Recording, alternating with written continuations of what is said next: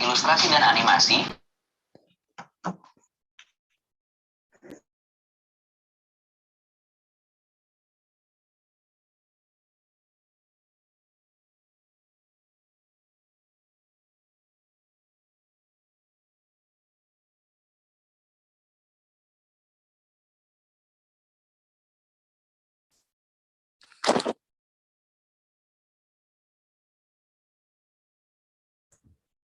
Bismillahirrahmanirrahim. Assalamualaikum warahmatullahi wabarakatuh. Innal hamdalillah, segala puji hanya bagi Allah. Nahmaduhu wa nasta'inuhu wa nastaghfiruh. Kita memujinya, meminta pertolongan kepadanya dan mohon ampun kepadanya. Wa na'udzu billahi min syururi anfusina, dan kita berlindung kepadanya dari keburukan diri kita, wa min sayyiati a'malina, dan kejelekan dari amal-amal kita. Man yahdihillah fala mudhillalah, barang siapa yang Allah berikan petunjuk maka tidak ada yang bisa menyesatkannya. Wa man yudlil fala hadiyalah, dan barang siapa yang Allah sesatkan maka tidak ada yang bisa memberinya petunjuk. Asyhadu an la ilaha illallah wahdahu la syarikalah. Aku bersaksi bahwa tidak ada Tuhan yang patut disembah melainkan Allah. Tidak ada sekutu baginya. Wa asyhadu anna Muhammadan abduhu wa rasuluh la nabiyya ba'dah. Dan aku bersaksi bahwa Muhammad adalah hamba dan utusannya dan tidak ada nabi setelahnya. Allahumma shalli wa sallim wa barik ala Muhammad wa ala alihi wa sahbihi wa man tabi'ahum bi ihsanin ila yaumiddin. Salawat serta salam semoga senantiasa tercurah kepada junjungan kita Nabi Muhammad SAW, keluarganya, sahabatnya, dan para pengikutnya, yang mudah-mudahan kita termasuk di dalamnya hingga akhir zaman. Toib, rekan-rekan semuanya, Bapak, Ibu, dan saudara-saudara sekalian, Alhamdulillah, pada hari ini kita dipertemukan kembali di kajian daring TI 2006 mengaji, dan sebagaimana yang sudah dikomunikasikan bahwa pada hari ini kita akan masuk ke topik Sirah Nabawiyah, melanjutkan materi yang sudah kita dengarkan di 2 minggu yang lalu. Pada hari ini insya Allah kita akan membahas mengenai sikap kaum musyrikin terhadap dakwah Rasulullah SAW, dan ini merupakan pertemuan ke-9 kita dalam kajian Sirah Nabawiyah. Dan insya Allah nanti pada jam 8 tepat Al-Ustadz Hamdi Al-Bakri Hafidhahullah Ta'ala akan memasuki ruangan kajian. Dan sebelum kita memulai kajian, sebagaimana biasa, ada beberapa pengumuman yang ingin kami sampaikan. Baik. Yang pertama adalah mengenai jadwal kajian rutin TI 2006 mengaji. Bagi antum yang mungkin baru bergabung dengan kami, kami informasikan bahwa kajian TI 2006 mengaji ini kita selenggarakan untuk umum, jadi antum bisa mengundang siapapun, rekan-rekan keluarga yang ingin mengaji bersama-sama ke dalam forum ini. Dan kita memiliki 2 jadwal tetap sejauh ini. Yang pertama adalah Kamis Ba'da Isya, kira-kira kita mulai jam 19.45 atau sampai jam 8 WIB permulaannya. Dan ini berlangsung setiap minggu. Yang Kamis malam, di mana di Kamis malam tersebut kita membahas topik Tauhid. Dan kita alhamdulillah pada saat ini masih membahas kitab At-Tauhid karya Syekh Muhammad bin Abdul Wahab At-Tamimi rahimahullah. Dan kemudian jadwal tetap yang kedua adalah setiap Jumat 2 minggu sekali, jam yang sama 19.45 WIB atau jam 20.00 WIB permulaannya. Dan di hari Jumat ini kita membahas Sirah Nabawiyah sebagaimana yang akan kita jalankan pada malam hari ini insyaallah ta'ala. Dan kemudian poin kedua yang ingin kami untuk mempermudah kami menyebarkan informasi dan komunikasi mengenai kajian TI 2006 mengaji dan juga kegiatan-kegiatan lain di bawah naungan TI 2006 mengaji, kami mohon kesediaan rekan-rekan semuanya untuk nanti bila belum mengisi form pendataan peserta, bisa untuk mengisi form pendataan peserta yang nanti linknya akan kami berikan di kolom chat. Dan gunanya adalah nanti kita akan undang antum ke WA group, WhatsApp group yang sudah kami sediakan untuk jaringan komunikasi. Kemudian poin ketiga, selain lewat Zoom ini secara online, kajian ini kita siarkan secara online pula di YouTube channel TI 2006 Mengaji. Jadi bagi rekan-rekan yang mungkin ada saudaranya atau temannya yang tidak biasa atau tidak bisa bergabung lewat Zoom, bisa diundang untuk melihat secara live di YouTube channel TI 2006 Mengaji. Dan di YouTube channel tersebut kita juga sudah upload semua recording atau rekaman dari kajian-kajian yang telah lalu. Kemudian kami juga dari TI 2006 Mengaji menerima 2 jenis infak. Ada rekening yang sudah kami siapkan di Bank Syariah Indonesia.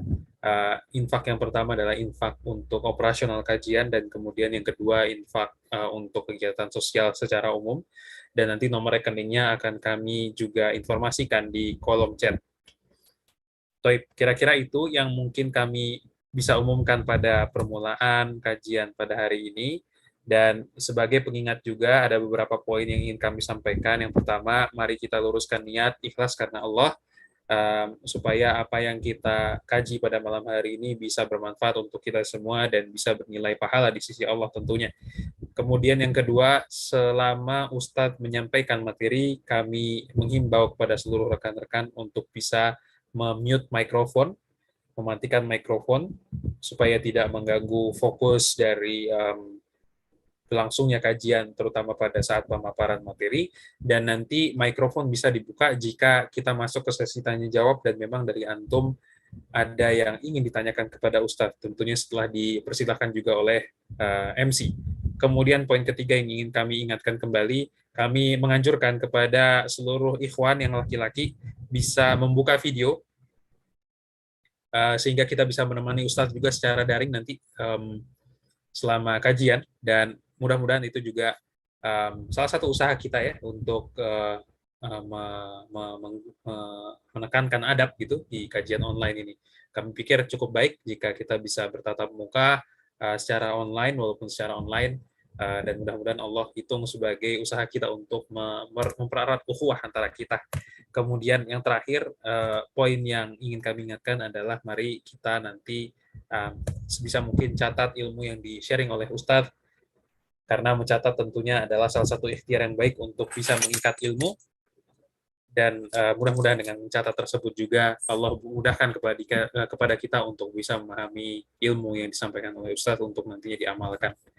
Toib, barangkali itu yang bisa kami infokan dan ingatkan pada prolog kajian ini. Alhamdulillah Ustadz Hamdi sudah masuk ke ruangan tampaknya. Ana sapa dulu. Assalamualaikum warahmatullahi wabarakatuh, Ustadz Hamdi.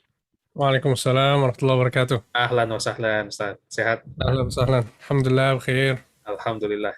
Baik, Ustadz, kami sudah buka forumnya. Jika antum sudah siap, kita bisa mulai langsung ke pemaparan materi. Tafadhol mashkura.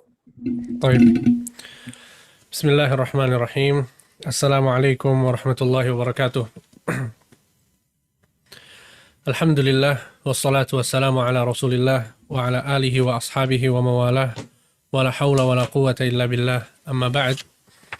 Ikhwani fillah, wa akhwati fiddin, rahimani wa rahimakumullahu jami'an. Alhamdulillah, kita bersyukur kepada Allah Azza wa Jal yang telah memberikan kepada kita semua banyak kenikmatan, sehingga pada kesempatan kali ini kembali kita dipertemukan oleh Allah Subhanahu wa Ta'ala untuk sama-sama belajar tentang sejarah kehidupan Rasulullah Sallallahu Alaihi Wasallam. Dan pada kesempatan kali ini kita akan melanjutkan pembahasan dari bagaimana sikap orang-orang Quraisy terhadap dakwah Rasulullah Sallallahu Alaihi Wasallam. Pada pertemuan yang lalu kita sudah bahas bersama bagaimana Nabi Sallallahu Alaihi Wasallam diturunkan kepadanya sebuah ayat yang berisi perintah untuk menyebarkan dakwah secara terang-terangan. Allah Subhanahu wa Ta'ala berfirman, "Wa anzir ashiratakal aqrabin." Wahai Muhammad, berikanlah peringatan kepada keluarga terdekatmu. Sehingga Nabi Muhammad SAW mengumpulkan keluarganya dari kalangan orang-orang Quraisy, kemudian menjelaskan tentang apa yang beliau bawa.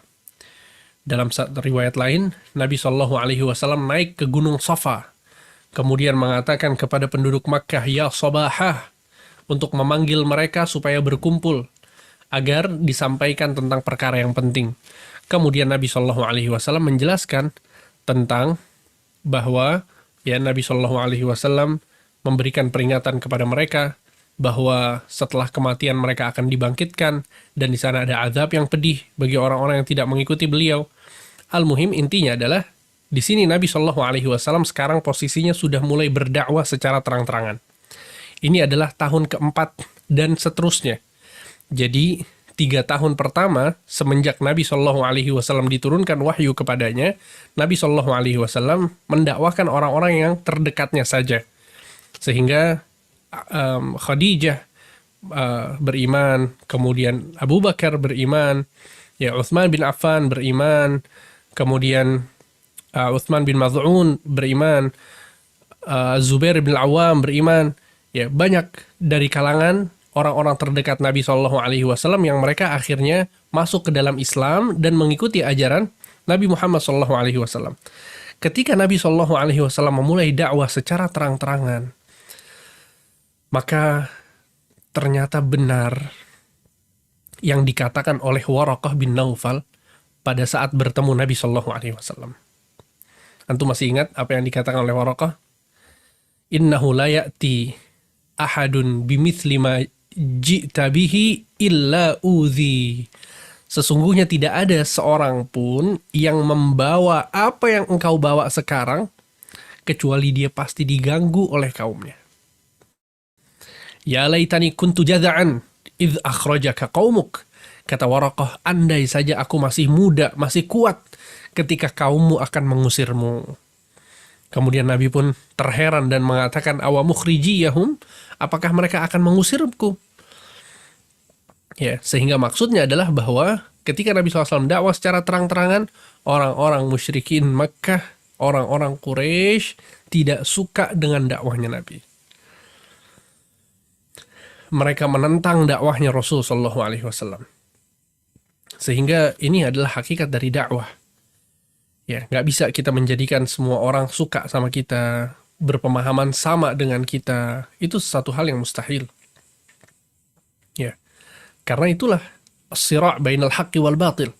Ya, perseteruan antara al-haq dan al-batil itu akan ada terus sampai hari kiamat.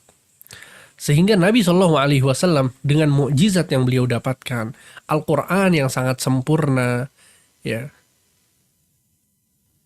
akhlak yang luar biasa, amanah yang sudah dikenal oleh seluruh penduduk Makkah, itu semua tidak menjadikan mereka beriman kepada Nabi SAW. Ya, Nabi SAW terus gigih menyampaikan dakwah, mengajarkan kepada orang-orang Makkah, para sahabat maupun orang-orang yang belum masuk Islam, semuanya didakwahkan oleh Nabi SAW agar mereka mau menerima Islam.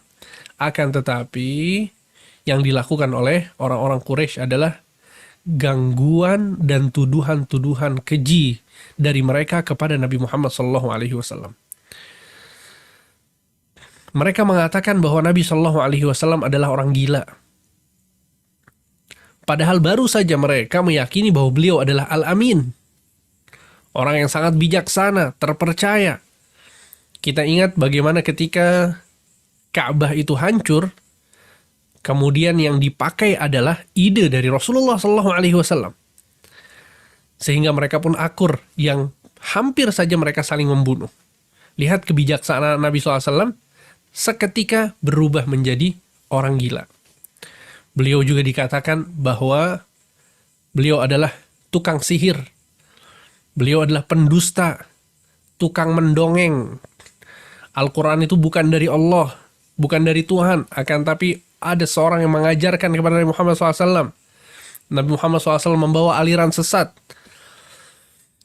Ini adalah 6 tuduhan yang disebutkan oleh orang-orang Quraisy ketika Nabi SAW mulai dakwah secara terang-terangan. Allah Subhanahu wa Ta'ala menceritakan tuduhan-tuduhan ini dalam Al-Quran. Ya, antum bisa bayangkan nih, Allah Subhanahu wa Ta'ala mengabadikan permusuhan antara orang-orang Quraisy dengan Nabi Muhammad. Jadi tuduhan-tuduhan orang Quraisy itu sama Allah disebutkan dalam Al-Quran. Dan kita yakin bahwa segala sesuatu yang Allah cantumkan dalam Al-Quran itu berarti sesuatu yang sangat penting untuk kita pelajari. Ya, nanti akan kita sebutkan pelajarannya.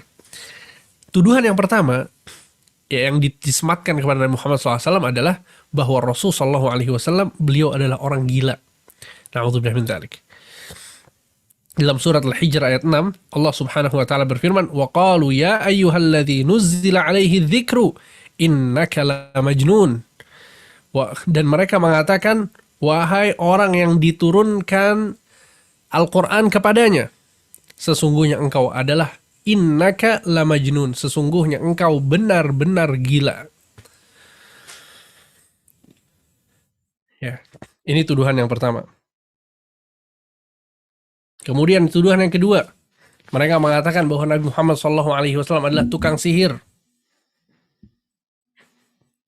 Allah Subhanahu wa taala berfirman dalam surat Shad ayat 4, "Wa ajibu an ja'ahum mundzirum minhum wa qala al-kafiruna hadza sahirun kadzdzab."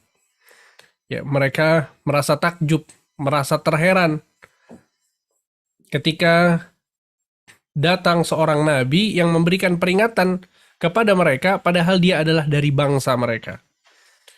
Wa qala al-kafirun, dan orang-orang kafir mengatakan, hadza sahirun kadzdzab, ini adalah tukang sihir yang suka berdusta.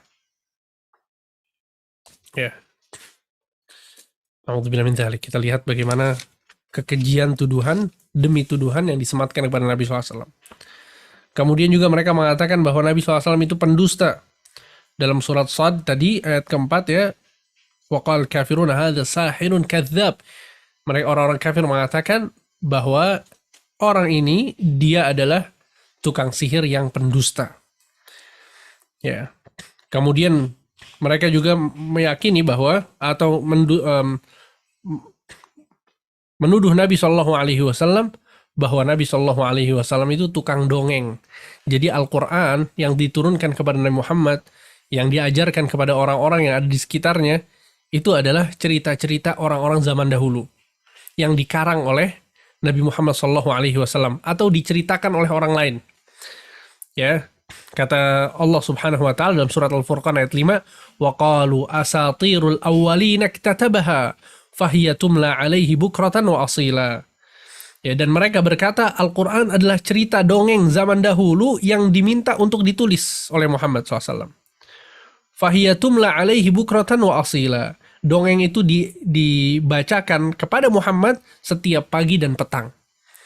Jadi ini yang dituduhkan oleh orang-orang musyrikin. Ya, jadi ada orang yang bercerita tentang cerita-cerita zaman dahulu kepada Nabi SAW, kemudian dicatat sama Nabi setiap pagi dan sore hari. Itu tuduhan mereka. Ya, kemudian mereka juga mengatakan bahwa Al-Quran ini bukan dari Allah. Bahwa Al-Quran itu adalah sesuatu yang diajarkan kepada Nabi Muhammad SAW oleh seseorang yang ada di Makkah. Jadi ada seseorang, ya, dan orang ini adalah bukan orang Arab. Dia berdagang di bawah gunung Safa. Di bawah gunung Safa. Nabi Muhammad SAW terkadang datang kepada orang ini, kemudian berbicara, ya ngobrol. Nabi SAW punya hajat kepada orang ini. Sampai akhirnya orang-orang kafir Quraisy ketika melihat Nabi SAW dengan orang tersebut, orang-orang Quraisy mengatakan bahwa Al-Quran ini adalah sesuatu yang diajarkan oleh orang itu kepada Muhammad. Itu, orang yang suka diajak ngobrol sama Muhammad di bawah bukit Safa. Pedagang yang ada di situ. Antum membayangkan, ini konyol banget ya. Makanya Allah Subhanahu wa taala mengatakan dalam Al-Qur'an menceritakan tentang hal ini, An-Nahl ayat 103, kata Allah, "Wa laqad na'lamu annahum yaquluna innama yu'allimuhu bashar." Sungguh kami telah mengetahui bahwa mereka orang-orang musyrikin berkata, sesungguhnya Muhammad ini diajarkan oleh seorang manusia. Ya, diajarkan oleh seorang manusia. Maksudnya Al-Qur'annya itu diajarkan oleh seorang manusia. Lisanul ladzi yulhiduna ilaihi a'jamiyun wa hadza lisanun arabiyyun mubin.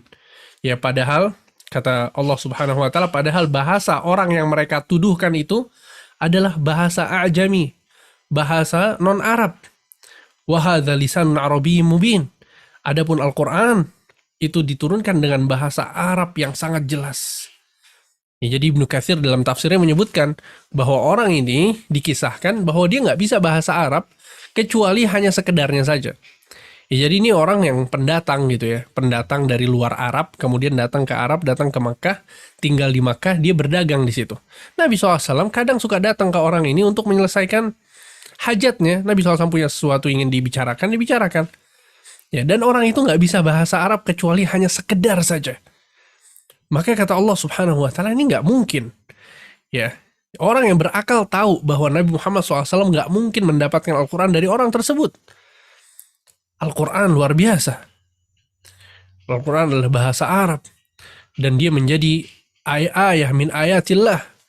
Ya, tanda-tanda kekuasaan Allah yang sangat besar. Bahkan ini adalah salah satu firman Allah Azza wa Jal. Sifat di antara sifat-sifat Allah. Ya, sehingga ini adalah tuduhan-tuduhan yang disematkan kepada Nabi SAW. Kemudian mereka juga menyatakan bahwa orang-orang yang beriman ini, Nabi Muhammad dan pengikutnya, mereka adalah orang-orang yang tersesat. Mereka punya aliran sesat. Untuk bayangkan, Nabi Muhammad dibilang aliran sesat, coba. Ya, kita zaman sekarang kalau ada orang dituduh aliran sesat masih wajar. Ini Nabi Muhammad SAW. Turunkan Al-Quran kepadanya. Nabi SAW adalah orang yang terpercaya, akhlaknya luar biasa, budi pekertinya sempurna, tapi dikatakan aliran sesat. Nabi Allah Subhanahu wa taala berfirman dalam surat Al-Mutaffifin ayat 32, "Wa idza ra'awhum qalu inna haula'i ladallun." Ya, ketika orang-orang kafir Quraisy ini melihat kepada orang-orang yang beriman, Nabi Muhammad dan para sahabatnya, mereka mengatakan sesungguhnya mereka adalah orang-orang yang tersesat. Ya, na'udzubillah min dzalik. Sehingga ini adalah apa yang kemudian didapatkan oleh Nabi Muhammad SAW. Ya, bukan cuma sekedar tuduhan-tuduhan ya ikhwan, tapi Nabi SAW diejek, dicaci, dimaki dengan cacian dan makian yang luar biasa kurang ajarnya. Ya, terkadang kalau kita ya melihat apa yang disebutkan oleh para ahli sejarah tentang hal ini, ya kita kagum dengan kesabaran Rasulullah SAW dalam berdakwah. Ya mungkin kalau kita yang mendapatkan hal tersebut kita nggak bakal sabar, tapi Rasulullah SAW sangat sabar. Ya, sangat sabar sekali dengan apa yang beliau dapatkan. Sehingga orang-orang kafir Quraisy, ya petinggi-petinggi mereka, itu semuanya punya andil dalam mengganggu Rasulullah SAW. Dari mulai Abu Lahab, ya, laknatullah alaih. Abu Lahab adalah paman Nabi SAW. Dan kita tahu bahwa Abu Lahab itu ketika Nabi SAW dilahirkan, beliau sangat bahagia, sangat gembira. Bahkan dia mengirimkan Thuwaibah, ya budak perempuannya untuk menyusui Rasulullah SAW. Akan tetapi ketika dia tahu bahwa Nabi SAW mengajak kepada tauhid, ya melarang kepada kesyirikan, maka Abu Lahab mengganggu Nabi Muhammad SAW. Ya. Dalam sebuah hadis yang sahih bahwa Rabi'ah bin Ibad Ad-Diyali radhiyallahu anhu ardah, seorang sahabat yang mulia, beliau mengatakan, "Ra'aitu Rasulullah sallallahu alaihi wasallam bisuqi dzil majaz. Yaqulu ya ayuhan nas, qulu la ilaha illallah tuflihu." Ya, sungguhnya aku melihat Rasul sallallahu alaihi wasallam ketika di Makkah dahulu ketika berdakwah, beliau ada di pasar Dzi Majaz. Beliau mengatakan kepada orang-orang, "Wahai manusia, katakanlah la ilaha illallah, maka kalian akan beruntung." Katakanlah la ilaha illallah, kalian akan beruntung. Ini yang Nabi SAW dengungkan kepada orang-orang Makkah ketika itu. Wa yadkhulu fi fijajiha wan nasu muqtassuna alaih. Ya, kata Rabi'ah bin Ibad, Nabi SAW masuk ke gang-gang yang ada di Makkah, kemudian menyampaikan ke orang-orang yang ada di situ, sehingga Nabi SAW ketika berbicara itu orang-orang pada ngumpul, ya mengumpul di sekitar Nabi SAW mendengarkan apa yang disampaikan Nabi, menjelaskan tentang tauhid, menjelaskan tentang la ilaha illallah, tentang surga, tentang neraka, tentang Al-Quran yang Allah Subhanahu wa taala turunkan. Ya, sehingga Nabi SAW berdakwahnya betul-betul secara terang-terangan sekarang. Nah, dalam kondisi seperti ini, kata Rabi'ah bin Ibad, wa wara'ahu rajulun, ya, ternyata di belakang Nabi itu ada seseorang, ya, yang mengatakan innahu sabiun kadzib. Sesungguhnya orang ini sabiun kadzib. Sabi itu orang yang keluar dari agama nenek moyang. Kadzib artinya pendusta. Terus dikatakan begitu. Ya, jadi ketika Nabi mengatakan qulu la ilaha illallah tuflihu, Nabi lagi berbicara, lagi berdakwah, ada orang yang di belakangnya bilang ini sabi, tukang bohong, tukang berdusta. Maka Rabi'ah bin Ibad ketika melihat hal itu, dia pun bertanya, qultu man hadzal ladzi yukadzibu? Itu siapa tuh yang di belakangnya, yang mengganggu-ganggu di belakangnya, yang mengatakan dia pendusta? Maka orang-orang mengatakan ammuhu Abu Lahab. Itu adalah pamannya Abu Lahab. Subhanallah.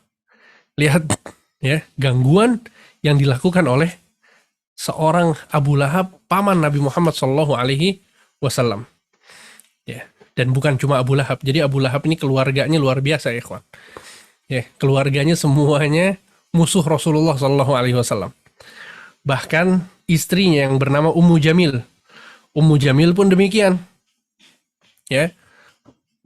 Ummu Jamil, yaitu istrinya Abu Lahab, dia mendatangi suatu hari, ya dikisahkan bahwa Nabi SAW jalisun fil masjid wa ma'ahu Abu Bakar. Nabi SAW pernah duduk bersama Abu Bakar di masjid. Ya. Kemudian ketika Abu Bakar melihat Ummu Jamil lewat, ya, kata Abu Bakar, ya Rasulullah, qad akbalat wa ana akhafu an turak. Wahai Rasul, ini Ummu Jamil sebentar lagi sampai di sini. Aku takut dia akan melihatmu. Untuk melihat Abu Bakar sampai takut sama perempuan ini, istrinya Abu Lahab. Ya, saking, ya kalau kita katakan zaman sekarang, saking brengseknya ini perempuan, Abu Bakar sampai khawatir gitu ya. Takut Nabi SAW diapa-apain. Taib, si Ummu Jamil ini sering mengatakan mudhammaman abaina wa dinahu qalaina wa amrahu asaina. Ya, Nabi Muhammad itu namanya Muhammad, tapi diganti sama Ummu Jamil dengan mudhammam. Ya, mudhammam itu artinya seseorang yang buruk, seseorang yang terhina. Ya, itu arti mudhammam. Ya, mudhammaman abaina. Ya, si mudhammam itu kita biarkan saja dia. Wa dinahu qalaina, kita tinggalkan agamanya. Wa amrahu asaina, dan kita selisihi perkaranya. Ya, kurang ajar banget nih Ummu Jamil. Sehingga ketika Abu Bakar ya mengatakan demikian kepada Nabi dan Ummu Jamil itu sedang berjalan menuju mereka, maka Nabi SAW mengatakan innaha lan tarani, wanita ini tidak akan melihatku. Wa qara'a Qur'anan fa'tasama bihi, ya, kemudian Nabi SAW sambil membaca Al-Quran, ya. Dan dalam surat Al-Isra ayat 45, Allah Subhanahu wa taala berfirman, wa idza qara'tal Qur'an ja'alna bainaka wa bainal ladzina la yu'minuna bil akhirati hijaban mastura. Jika engkau membaca Al-Qur'an, maka kami jadikan hijab yang tertutup antara engkau dengan orang-orang yang tidak beriman kepada hari akhir. Ya. Sehingga ini yang dilakukan oleh istrinya Abu Lahab, yaitu Ummu Jamil. Ya. Bahkan Nabi SAW pernah mengatakan dalam sebuah hadis, ala ta'jabuna kaifa yasrifullahu anni syatma Quraisyin wa la'nahum. Tidakkah kalian takjub bagaimana Allah Subhanahu wa taala memalingkan hinaan orang-orang Quraisy kepadaku. Yashtumuna mudhammaman wa yal'anuna mudhammaman wa ana Muhammad. Mereka mengatakan bahwa aku mudhammam. Mereka menuduhku bahwa aku adalah mudhammam, padahal aku Muhammad. Ya, Muhammad itu orang yang terpuji. Ya, orang yang terpuji. Mudhammam sebaliknya. Jadi namanya Nabi Muhammad ya Muhammad. Ya, tiba-tiba mereka menamakan Nabi Muhammad dengan mudhammam. Na'udzubillah min dzalik. Ya, bukan cuma bapak sama ibunya ya, bukan cuma Abu Lahab dengan Ummu Jamil, bahkan anaknya mereka berdua pun demikian. Anaknya mereka berdua pun demikian. Ya, yaitu Utaibah ibnu Abi Lahab. Utaibah bin Abi Lahab, ya ini berarti sepupunya Rasulullah SAW, pernah merobek dengan sengaja bajunya Rasul SAW. Dia mendekat kepada Rasul, kemudian bajunya dirobek sama Utaibah. Maka Rasulullah SAW mengatakan, Allahumma sallit alaihi kalban min kilabik. Ya Allah, utuslah kepadanya binatang buas di antara binatang-binatang buas yang engkau miliki. Tuh bayangin.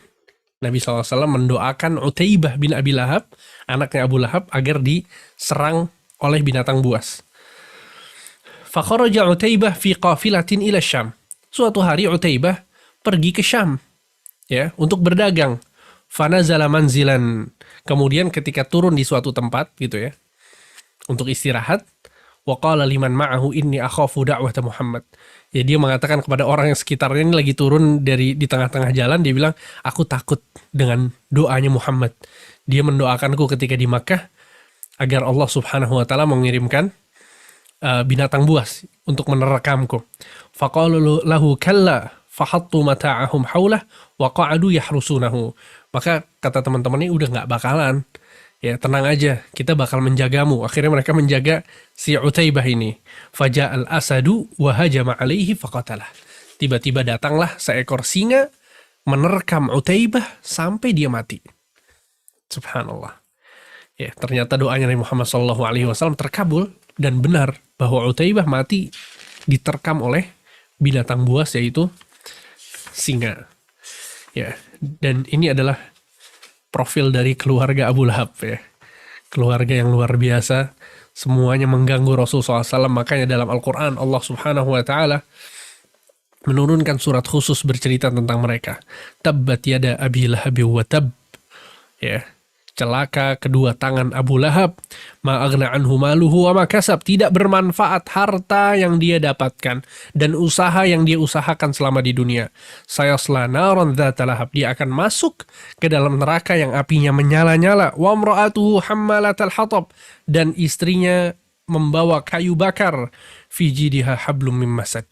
Ya, ancaman yang luar biasa di dalam Al-Qur'an yang kita baca sampai hari kiamat akan dibaca oleh orang-orang beriman tentang keburukan Abu Lahab dan keluarganya. Tayyib, begitu juga Umayyah bin Khalaf. Umayyah bin Khalaf adalah seseorang, dia juga salah satu pemuka Quraisy. Setiap melihat Nabi diejek sama beliau, sama orang ini, sama Umayyah. Ya, setiap melihat Nabi diejek. Dia terkadang mengejeknya dengan ucapannya, terkadang mengejeknya dengan gerakan-gerakannya. Ya, jadi kayak ditiru-tiru gerakan Nabi, ya, dalam rangka mengejek beliau. Oleh karena itu Allah Subhanahu wa taala menurunkan surat Al-Humazah, ya, wailun likulli humazatil lumazah. Celaka setiap orang yang melakukan setiap orang yang humazah dan lumazah. Apa itu humazah? Humazah adalah orang yang mencaci orang lain dengan lisannya. Ya, lumazah orang-orang yang melakukan lamz. Lamz itu mencela tapi tidak langsung, gitu ya. Entah itu dengan gerakan atau mencela di belakangnya, itu lumazah. Thaib, alladzi jama'a malan wa 'addadah. Orang itu mengumpulkan harta dan menghitung-hitungnya. Ini maksudnya Umayyah bin Khalaf. Yahsabu anna malahu akhladah. Dia menyangka bahwa hartanya akan menjadikannya kekal.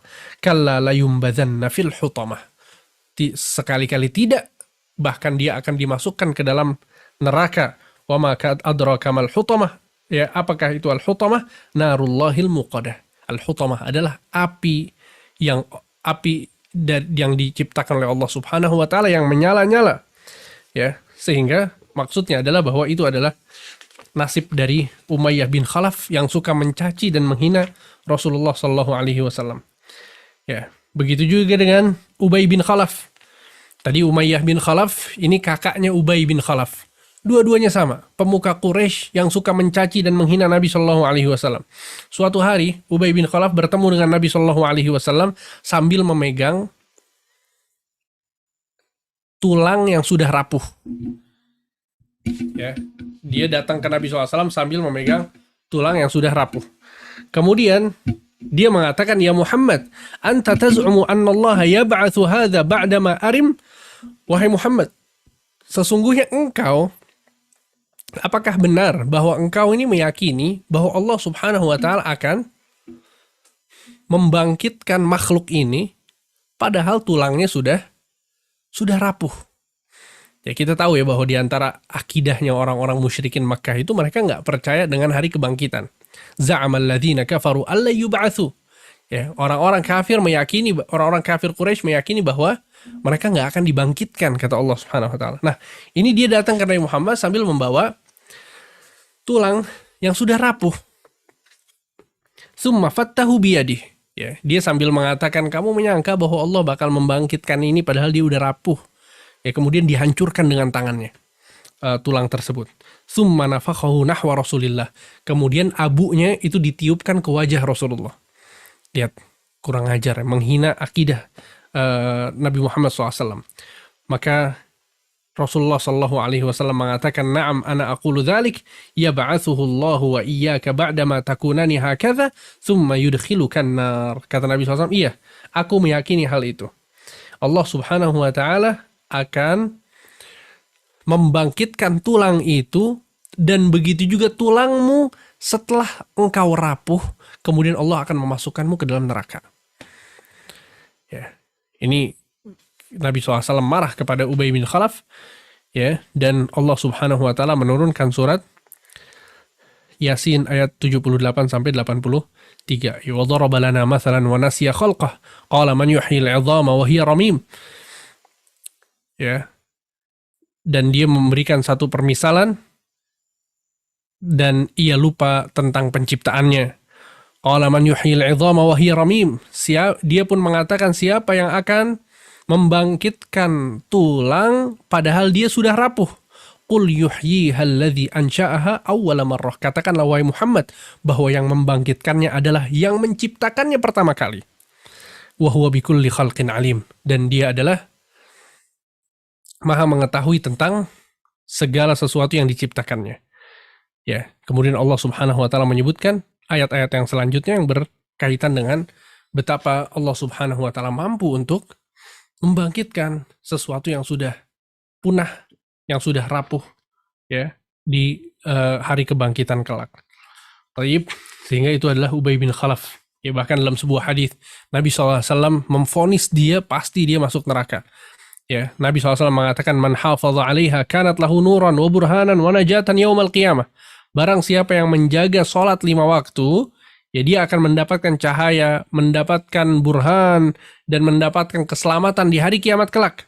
Wa man lam yuhafidh 'alaiha, dan barang siapa yang tidak menjaga sholat 5 waktu, lam takun lahu nuran wala burhanan wala najatan. Maka dia nggak akan mendapatkan cahaya, tidak akan mendapatkan burhan, tidak akan mendapatkan keselamatan. Wa kana yaumal qiyamah, dan nanti di hari kiamat orang yang tidak menjaga sholatnya akan bersama Fir'aun, ma'a Fir'aun, wa Qarun, bersama Qarun, bersama Haman, dan bersama Ubay sahibil idham. Ubay sahibil idham, idham itu artinya tulang. Ya, maksudnya Ubay yang suka berbicara tentang tulang. Ya, maksudnya mengingkari hari kebangkitan. Divonis sama Nabi SAW bahwa dia pasti masuk neraka. Taib. Begitu juga Uqbah bin Abi Mu'id. Uqbah bin Abi Mu'id juga kurang ajar. Ya. Jadi dalam sebuah riwayat disebutkan oleh Abu Nuaim dalam kitabnya Dalailun Nubuwah dengan sanad yang sahih bahwa Ibnu Abbas bercerita bahwa Uqbah bin Abi Mu'id, beliau membuat satu acara makan-makan, kemudian dia mengundang Rasulullah SAW untuk hadir di acara tersebut. Faqala Rasulullah, maka Nabi SAW mengatakan kepadanya, ma ana billadhi akulu min ta'amika hatta tashhada an la ilaha illallah wa anni Rasulullah. Kata Nabi SAW ketika datang ke jamuannya, Nabi mengatakan kepada Uqbah bin Abi Mu'id, aku nggak akan makan dari makananmu ini sampai engkau bersyahadat bahwasanya tiada Tuhan selain Allah yang berhak disembah dan bahwa aku adalah utusan Allah. Maka kata Uqbah bin Abi Mu'id, it'am ya ibna akhi, silahkan makan aja. Kata Nabi SAW, ma ana billadhi af'al hatta taqul, aku nggak akan makan sampai engkau mengucapkan yang tadi.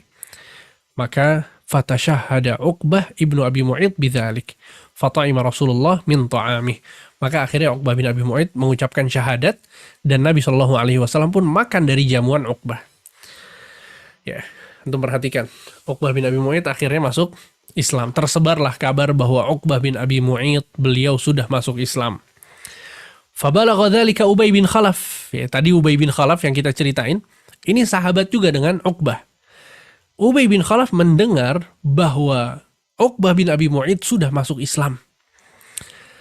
Maka bertanya kepada Uqbah, Ubay bertanya kepada Uqbah, apakah benar engkau sudah masuk Islam? Maka Uqbah mengatakan, la, tidak.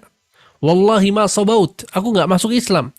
Walakin dakhala alayya ar-rajul fa'aba an yat'ama min ta'ami illa an ashhada lahu fastahyaitu an yakhruja min baiti qabla an yat'am fashahidtu lahu fata'im. Ya, sesungguhnya orang ini, maksudnya Muhammad, datang ke rumahku, ke jamuanku, tapi dia nggak mau makan. Aku malu kalau ada tamu yang keluar dari rumahku dalam keadaan dia belum makan dari jamuanku. Ini salah satu dari bentuk akhlak yang baik yang dimiliki oleh orang-orang Quraisy ya. Mereka tuh suka menjamu tamu. Antum bayangkan. Ya, jadi Uqbah bin Abi Mu'ayth bela-belain dia masuk Islam supaya tamunya makan dari jamuan dia. Tapi itu nggak bermanfaat ya ketika dia nggak mau beriman kepada Allah dan Rasulnya. Al-Muhim, kemudian Ubay bin Khalaf pun mengatakan, Ma ana alladhi arda anka abadan hatta ta'tiyahu fatabzuqa fi wajhi. Kata Ubay bin Khalaf, aku nggak ridha dengan apa yang engkau lakukan. Sampai engkau datang kepada Muhammad, kemudian ludahi wajahnya. Ini yang diminta oleh Ubay kepada Uqbah bin Abi Mu'ayth. Ya, maka datanglah Uqbah kepada Rasulullah SAW, la'anahullah. Ya, Uqbah bin Abi Mu'ayth fabazaqa fi wajhi Rasulullah SAW. Maka Uqbah pun meludahi wajah Nabi Muhammad SAW. Ya, na'udzubillah min dzalik. Fa anzalallahu ta'ala, maka Allah Subhanahu wa ta'ala pun menurunkan ya ayat wa yauma ya'uddu adh-dhalimu 'ala yadayhi yaqulu ya laitani ittakhadhtu ma'ar rasuli sabila.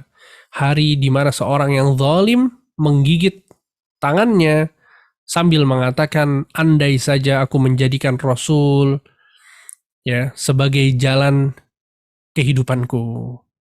Ya wailata laitani lam attakhidh fulanan khalila. Andai saja aku tidak menjadikan si fulan itu sebagai sahabatku. Maksudnya siapa si fulan? Ubay bin Khalaf. Laqad adallani 'ani dzikri ba'da idh ja'ani. Sungguhnya orang tersebut telah menyesatkanku setelah peringatan itu datang kepadaku. Wa kana syaitanu lil insani khadzula. Sungguhnya syaitan ini selalu menghinakan manusia. Ya, sehingga ini yang dilakukan oleh pemuka-pemuka Quraisy kepada Nabi Muhammad SAW setelah beliau SAW ya mendakwahkan Islam secara terang-terangan. Ini sikap orang-orang Quraisy. Antum bisa bayangkan. Dan yang ana sebutkan ini sebagian dari sekian banyak riwayat yang disebutkan tentang hal ini. Bagaimana parahnya, kurang ajarnya orang-orang Quraisy kepada Rasulullah SAW. Ya bahkan ada ini satu lagi kisah ana lupa, ya kisah Abu Jahal. Dan Abu Jahal selalu jadi pahlawan ya, pahlawan kesiangan, pahlawan orang-orang musyrikin. Dan kita bakal dengar banyak cerita tentang Abu Jahal sampai dia wafat nanti dan dihinakan oleh kaum muslimin nanti pada ujungnya. Al-Muhim, Abu Jahal la'anahullah, disebutkan dalam Sunan Nasa'i bahwa Ibnu Abbas bercerita, ya, suatu hari Abu Jahal mengatakan, ya ma'syara Quraisy, wahai orang-orang Quraisy, yukhawwifuna Muhammad bi syajaratiz zakum. Sesungguhnya Muhammad menakut-nakuti kita dengan pohon zakum. Kita tahu ya, zakum itu pohon yang ada di neraka. Buahnya itu dimakan oleh penghuni neraka. Nah, kata Abu Jahal nih, Muhammad nakut-nakutin kita pakai pohon zakum. Yaz'umu annaha syajaratun finnar yuqalu laha syajaratuz zakum. Muhammad bilang bahwa ada pohon di neraka namanya syajaratuz zakum, pohon zakum. Wan naru ta'kulu syajar, padahal api itu akan membakar pohon. Gimana bisa ada pohon di neraka? Lihat nih Abu Jahal nih. Sama ya kayak orang-orang liberal zaman sekarang ya. Abu Jahal zaman sekarang nih ngomongnya pasti kurang lebih seperti ini. Kemudian kata Abu Jahal, innamaz zakum at-tamru waz-zubat. Ya sesungguhnya zakum itu adalah korma. Zakum itu korma, kata Abu Jahal. Tuh bayangin kebodohan, namanya Abu Jahal ya. Dia disebutnya sebetulnya sama orang-orang masyarakat Makkah itu Abul Hakam, orang yang bijaksana sama Nabi SAW, dibilangnya Abu Jahal karena bodoh. Kata Abu Jahal, sungguhnya zakum itu korma dengan zabat. Zabat itu seperti keju gitu ya, sesuatu yang diambil dari susu. Taib, hatu tamran wa zubdan wa tazaqqamu. Ya, ambillah kurma dan keju, kemudian tazaqqamu, makanlah hal tersebut. Tazaqqamu itu dari kata-kata zakum. Dia ngeledek ya, maksudnya makan aja itu zakum. Fa anzalallahu ta'ala, maka Allah subhanahu wa ta'ala pun menurunkan ayat, inna syajarataz zakum, sesungguhnya pohon zakum, ta'amul athim, adalah makanan yang akan dimakan oleh orang-orang yang berdosa. Kal muhli yaghli fil butun, dia adalah makanan yang akan yang ketika sampai di perut, dia seperti nanah yang panas, ya, kaghalil hamim, sebagaimana air yang sangat panas yang ada di perut seseorang. Ya, ini ya, Abu Jahal mengejek Nabi Shallallahu Alaihi Wasallam, mengejek ayat-ayat Allah, mengejek Al-Quran, mengejek As-Sunnah. Ya, sehingga kita meyakini bahwa orang-orang yang suka mengejek Al-Quran, suka mengejek As-Sunnah, mengejek Islam, maka dia keluar dari agama Islam. Ya, ini hukum yang disebutkan oleh Rasulullah SAW, dan Allah Subhanahu wa Ta'ala dalam surat At-Taubah menjelaskan tentang hal tersebut. Ya, qul abillahi wa ayati wa rasulihi kuntum tastahzi'un la ta'tadhiru qad kafartum ba'da imanikum. Apakah dengan Allah, Rasulnya, ayat-ayatnya itu kalian jadikan sebagai bahan perolok-olokan? Ya, jangan kalian beralasan, sungguh kalian telah kafir setelah keislaman kalian. Ya, dan buah zakum ini Nabi SAW mengatakan, lau anna qatratan minaz zakum qutirat la amarrat ala ahli al-ardi aishahum fa kaifa man laysa lahum ta'amun illa zakum. Sesungguhnya buah zakum ini, jika getahnya itu satu tetes saja menetes di bumi seluruhnya, di bumi, padahal cuma satu tetes, ya maka itu akan menjadikan kehidupan penghuni bumi seluruhnya menjadi buruk, padahal cuma satu tetes. Kemudian kata Nabi, bagaimana untuk orang-orang yang mereka tidak memiliki makanan kecuali buah zakum. Ya. Na'udzubillah min dzalik. Baik. Sehingga inilah yang didapatkan oleh Rasulullah Shallallahu Alaihi Wasallam ketika beliau berdakwah. Ya, ketika beliau berdakwah. Sehingga orang yang mau berdakwah, ya dia harus siap-siap bahwa akan ada orang-orang yang tidak suka kepadanya. Akan ada orang-orang yang tidak setuju dengan pemaparannya. Ya, pasti ada orang-orang yang menentang. Karena nggak mungkin kita bisa dicintai sama semua orang. Itu adalah hakikat dari al-haq dan al-batil. Dia akan selalu berseteru. Ya, ada orang yang pro, ada orang yang kontra. Itu pasti. Ya, apalagi dakwah Nabi Muhammad SAW ini mencakup dua perkara. Yang pertama adalah mengajak kepada kebaikan, dan yang kedua adalah memberikan peringatan dari perbuatan buruk yang mereka lakukan. Ya, jadi ada amar ma'ruf dan ada juga nahi mungkar. Amar ma'ruf, ya ikhwan, itu cenderung lebih mudah untuk diterima masyarakat. Ketika kita ada orang yang sedang merokok misalnya, antum ajak sholat, dia bakal senang diajak sholat. Ya. Tapi yang jadi masalah adalah ketika antum mencegah dia untuk merokok. Itu mungkin bakal jadi masalah. Ya, ketika ada orang main musik misalnya, antum ajak untuk membaca Al-Quran, dia senang. Dia pasti apresiasi antum ya, karena antum baik, mengajak kepada kebaikan. Tapi ketika antum melarang dia untuk bermusik, itu yang akan jadi masalah. Dan begitu seterusnya. Kita nggak bisa pisahkan di dalam dakwah antara mengajak kepada kebaikan dengan mencegah kepada kemungkaran. Itu dua-duanya harus dilakukan. Ya, dan itulah yang disebut dengan al-amru bil ma'ruf wan nahyu 'anil munkar. Dan Nabi Shallallahu Alaihi Wasallam diutus oleh Allah Subhanahu Wa Taala sebagai basyiran wa nadhira. Inna arsalnaka bil haqqi basyiran wa nadhira, kata Allah Subhanahu Wa Taala. Wahai Muhammad, sesungguhnya kami telah mengutusmu dengan al-haq, dengan kebenaran, sebagai pemberi kabar gembira dan pemberi peringatan. Ya, sehingga itu yang harus dilakukan oleh pengikutnya Nabi Muhammad SAW. Ya, kita mengajak orang-orang kepada kebaikan, kita bahas tentang amal-amal soleh, kita bahas tentang kebaikan-kebaikan yang harus dilakukan, kita bahas tentang surga, ya bagaimana cara mendapatkannya, sebagaimana kita juga membahas tentang perkara-perkara yang berbahaya yang harus ditinggalkan.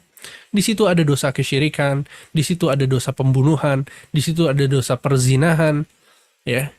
Ada keburukan-keburukan yang harus dijelaskan kepada masyarakat supaya mereka nggak melakukannya atau melepaskan dosa-dosa tersebut. Nah, masalah yang kedua ini itu cenderung lebih tidak disukai oleh masyarakat daripada yang pertama. Ya, sehingga akibatnya ada saja ya orang-orang yang kemudian menghina atau mencaci atau merendahkan atau menyematkan ya sebutan-sebutan yang tidak layak kepada orang-orang yang berdakwah, kepada orang-orang yang mengajak kepada kebenaran dan memperingatkan manusia kepada keburukan. Sehingga pelajaran yang penting yang harus kita fahami adalah bagaimana kemudian ya yang harus dilakukan oleh seseorang yang berdakwah kemudian dia mendapatkan cacian atau hinaan atau makian dari orang lain. Apa yang harus kita lakukan? Yang harus dilakukan adalah beberapa hal. Dan ini yang disebutkan oleh Allah Subhanahu wa taala kepada Rasulullah sallallahu alaihi wasallam. Ya, sikap yang pertama yang harus kita lakukan adalah meyakini bahwa hinaan dan cacian ini didapatkan oleh seluruh nabi dan para dai yang mengajak kepada Allah Subhanahu wa taala. Allah Subhanahu wa taala mengatakan dalam surat Zukhruf ayat 6 sampai ayat 7. Kata Allah Subhanahu wa taala, "Wa kam arsalna min nabiyyin fil awwalin." Dan berapa banyak kami utus para nabi dari orang-orang yang terdahulu. Wa ma ya'tihim min nabiyyin illa kanu bihi yastahzi'un. Dan tidaklah datang kepada mereka seorang nabi kecuali mereka mencaci maki nabi tersebut. Subhanallah. Antum lihat. Ya, ayat ini merupakan pelajaran dari Allah Subhanahu wa taala untuk Rasulullah SAW untuk meringankan beban beliau. Ya, jadi Nabi Shallallahu alaihi wasallam diberitahukan bahwa seluruh nabi ya, ketika datang kepada kaumnya kemudian menyampaikan kebenaran, maka nabi itu pasti dicaci, pasti dihina. Illa kanu bihi yastahzi'un. Ya, sehingga ini akan meringankan perasaan Nabi Shallallahu alaihi wasallam. Ya, kemudian yang kedua adalah sikap kita yang kedua adalah al-ikthar minal hathi ala sabr. Harus banyak-banyak bersabar. Banyak-banyak bersabar. Ya, karena itu adalah hakikat dari dakwah. Ya, seorang yang berdakwah itu bukan sedang digelar karpet merah, ya, ditabur bunga di kepalanya, enggak ya. Kita bukan lagi jalan di atas karpet merah, ini kita lagi berdakwah. Ya, di situ pasti ada rintangan, ada orang-orang yang mungkin nggak suka, ada orang-orang yang mengejek mungkin, ya menghina, ya karena kita terlalu serius beragama, karena kita sering ngomong agama, kalau ketemu ngomongnya agama lagi, ya itu diejek biasanya sama orang. Antum bisa bayangkan ini yang dilakukan Nabi SAW. Tadi kita sebutkan Nabi SAW masuk ke pasar, ngumpulin orang, ngobrol tentang agama, tentang surga, tentang neraka, tentang tauhid, tentang la ilaha illallah. Coba kalau salah satu di antara kita melakukan hal yang demikian. Kita aja kadang-kadang masih tipis-tipis ngobrol dunia, ya kan? Atau tipis-tipis ngobrol agamanya ya. Ngobrol dunia yang banyak. Kita malu sama teman-teman lagi kumpul, lagi ngobrol, kemudian ngomongnya agama terus. Tapi Allahul Musta'an, ya semoga Allah memaafkan kita. Ya maksudnya adalah bahwa kita aja yang baru beragamanya seperti ini, yang masih receh banget nih, masih dihina sama orang. Dan kita terkadang tersinggung. Si fulan ngomong begini, ya, sepupu bilang begini, om tante bilang begini, kita tersinggung. Atau bagaimana dengan orang yang betul-betul berdakwah? Ya, dan orang yang berdakwah itu yang setiap hari mengajak kepada kebaikan, setiap hari ngobrolnya kebaikan, tentang surga, tentang neraka. Nah, ini dia harus bersabar. Nabi Shallallahu alaihi wasallam diperintahkan untuk bersabar oleh Allah Subhanahu wa taala. Dalam surat Shad ayat 17, Allah mengatakan, "Wasbir 'ala ma yaqulun." Wahai Muhammad, sabarlah terhadap apa yang mereka katakan kepadamu. Subhanallah, sabarlah terhadap apa yang mereka katakan kepadamu. Wadhkur 'abdana Daud, dan ingatlah tentang hamba kami yang bernama Daud. Ya, sehingga maksudnya adalah di sini ya, sikap yang kedua yang diperintahkan oleh Allah adalah apa? Bersabar. Kemudian sikap yang ketiga, adalah al-isti'anatu 'ala ad-da'wah wal mudhi fiha bil ibadah. Seseorang yang berdakwah, dia harus menguatkan dakwahnya dengan ibadah. Dia harus menguatkan dakwahnya dengan ibadah. Ya ikhwan, ibadah itu efeknya luar biasa. Ya, luar biasa. Ketika antum mau mengajak orang lain kepada kebaikan, coba perbanyak ibadah. Nabi SAW sebelum diwajibkan sholat 5 waktu, itu diwajibkan kepada Nabi untuk sholat malam. Ya, diwajibkan kepada Nabi SAW untuk sholat malam. Sehingga Nabi SAW setiap hari sholat malam. Kenapa? Ini di pagi harinya mendapatkan cacian, makian, ejekan dari orang-orang. Nabi SAW perlu menguatkan hubungannya dengan Allah Subhanahu wa Ta'ala. Ya, kalau Nabi SAW yang mendapatkan wahyu perlu untuk beribadah, untuk menguatkan dakwahnya, maka bagaimana dengan kita? Ya, dan ini patut untuk dicoba teman-teman sekalian. Ya, kalau antum ingin mengajak istri, ingin mengajak suami kepada kebaikan, coba kuatkan ibadah kita. Ya, kita baca Quran dulu tiap hari, kemudian sholat malam, sholat duha, isi dengan puasa-puasa sunnah. Ya, kuatkan ibadah kita, itu akan menjadi power dalam dakwah kita. Allah Subhanahu wa Ta'ala berfirman tentang hal ini, ya, dalam surat Thaha ayat 130. Kata Allah, "Fasbir 'ala ma yaqulun." Wahai Muhammad, sabarlah terhadap apa yang mereka katakan. "Wasabbih bihamdi rabbika qabla tulu'i syamsi wa qabla ghurubiha." Dan bertasbihlah dengan memuji Tuhanmu setiap sebelum terbit matahari dan sebelum terbenamnya matahari. Lihat, Allah Subhanahu wa Ta'ala menyuruh Nabi sabar, kemudian menyuruh Nabi untuk zikir pagi petang. Ya, maksudnya beribadah. Wa min ana'il laili fasabbih wa atrafan nahar la'allaka tardha. Dan setiap malam bertasbihlah, begitu juga pada pagi dan sore hari. Ya. Kemudian juga dalam surat Qaf ayat 39 sampai 40 Allah berfirman, "Fasbir 'ala ma yaqulun." Wahai Muhammad, sabarlah terhadap apa yang mereka katakan.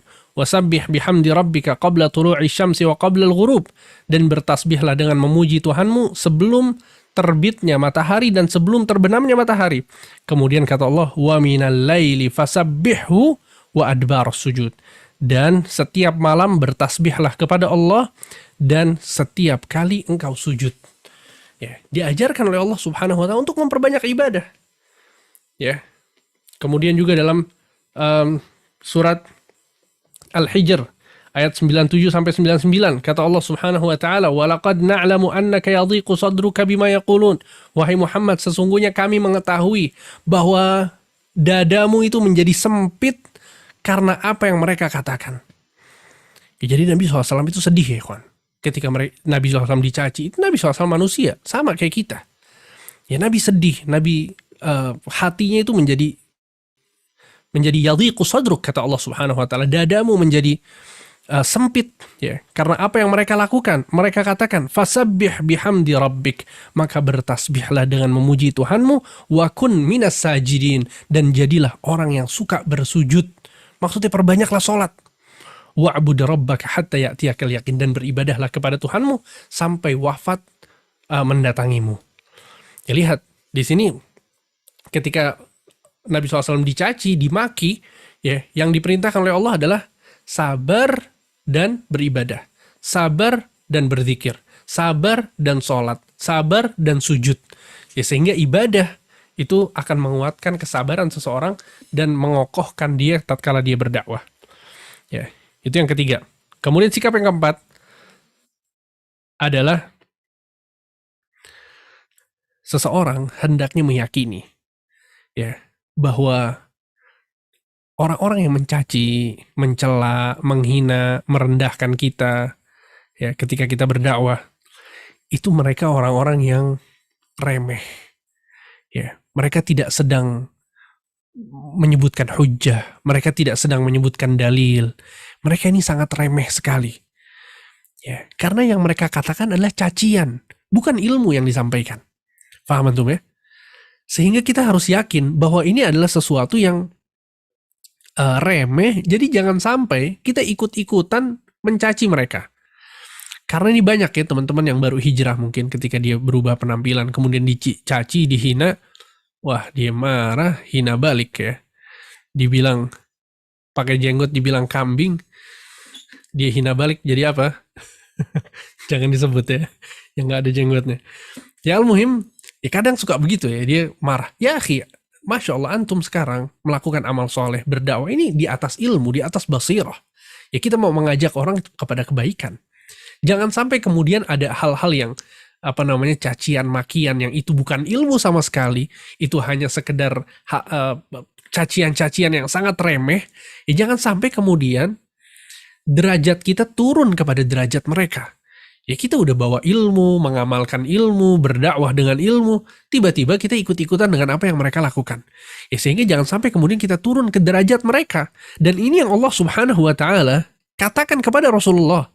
Kata Allah Subhanahu wa taala dalam surat Al-Hijr ayat 94, "Fasda' bima tu'mar." Wahai Muhammad, lakukan apa yang engkau diperintahkan. Maksudnya dakwahlah. Ya, fasda', keluarlah, berdakwah. Bima tu'mar, dengan apa yang diperintahkan kepadamu.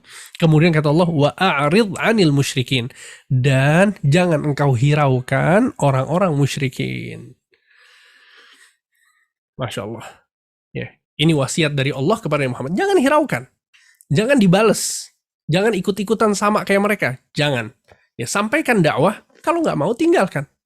Ya, sampaikan dakwah lagi, kalau nggak mau tinggalkan. Jangan kemudian kita ikut-ikutan sama seperti mereka. Taib, itu adalah sikap yang keempat. Kemudian sikap yang kelima. Sikap yang kelima adalah bahwa yakinlah ketika kita dihina, dicaci, dimaki, bahwa kita nggak sendirian. Ya, yakinlah bahwa kita nggak sendirian. Ya, akhi, tidak ada sesuatu yang bisa melegakan kita ya ketika kita beragama daripada ketika kita tahu bahwa ini adalah ajaran Allah. Allah Subhanahu wa taala mewajibkan kepada kita. Ini adalah ajaran Rasulullah SAW. Rasul Shallallahu Alaihi Wasallam yang mengajarkan kita untuk beragama. Kemudian yang bersama kita itu ada banyak. Yang bersama kita Allah, yang bersama kita Rasulullah, para sahabat Nabi. Itu sama dengan kita. Kemudian juga orang-orang soleh, para da'i, ya, para ulama, itu juga berpemahaman dengan pemahaman yang sama dengan kita. Sehingga jangan kemudian kita berkecil hati. Ya, ketika kita melaksanakan satu syiar agama misalnya, ketika kita berdakwah, kemudian kita dicaci, dimaki, dihina, maka yakinlah bahwa kita nggak sendiri. Ya, dan itu sangat melegakan hati kita. Ya, bahwa banyak orang yang seperti kita, ya, yang berusaha untuk menyuarakan kebaikan. Bahkan bukan cuma itu, Allah dan Rasulnya yang mengajarkan kita untuk bersikap dengan sikap ini. Maksudnya berdakwah gitu ya. Ya, bahkan Allah Subhanahu wa taala berfirman dalam surat At-Taubah ayat 65 dan 66 bercerita tentang orang-orang yang menghina para sahabat Nabi, ya. Wala in sa'altahum la yaquluna innama kunna nakhudhu wa nal'ab. Ya, kalau engkau bertanya kepada mereka, mereka akan mengatakan sesungguhnya kami hanya bermain-main dan bercanda.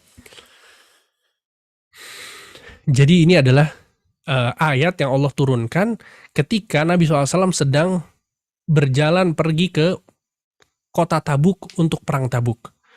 Ya, ada sebagian orang yang mengatakan bahwa ma ra'aitu mithla haula kanu arghaba butunan wala ajbuna 'inda liqa.